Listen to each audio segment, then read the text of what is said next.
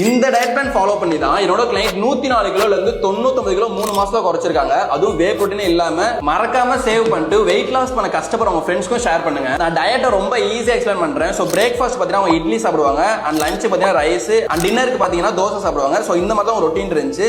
So இது கூட நான் என்ன பண்ணேன் அப்படின்னா, first month full and full பாத்தீங்கன்னா ஒரு எக்கை வந்து ஒரு மீல் ஆட் பண்ணேன். ஸோ இந்த மாதிரி ஒரு எக்கை ஆட் பண்றப்போ உங்களுக்கு டிசிப்ளின் ஈஸியாக வர ஆரம்பிச்சிச்சு.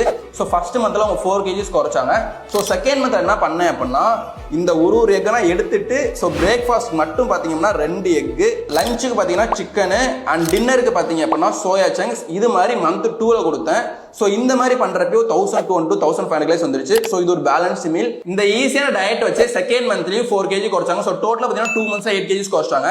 அண்ட் தேர்ட் மந்த் என்ன பண்ணேன் அப்படின்னா, இந்த இட்லி, அதாவது ஒரு இட்லியை வந்து கம்மி பண்ணிட்டேன். அண்ட் அதே மாதிரி பார்த்தீங்கன்னா தோசையை கொஞ்சம் கம்மி பண்ணிட்டேன். அண்ட் அதே மாதிரி ரைஸும் பார்த்தீங்கன்னா கொஞ்சம் கம்மி பண்ணிட்டேன். ஸோ இந்த மாதிரி ரைஸ் இது மட்டும் கொஞ்சம் கம்மி பண்ணிட்டு இது கூட பார்த்தீங்கன்னா ஒரு ஹோல் எக் வந்து ஆட் பண்ணிட்டேன். ஸோ வெரி சிம்பிள் கை. ஸோ மந்த் 3லயும் 4 kgs லாஸ் ஆச்சு.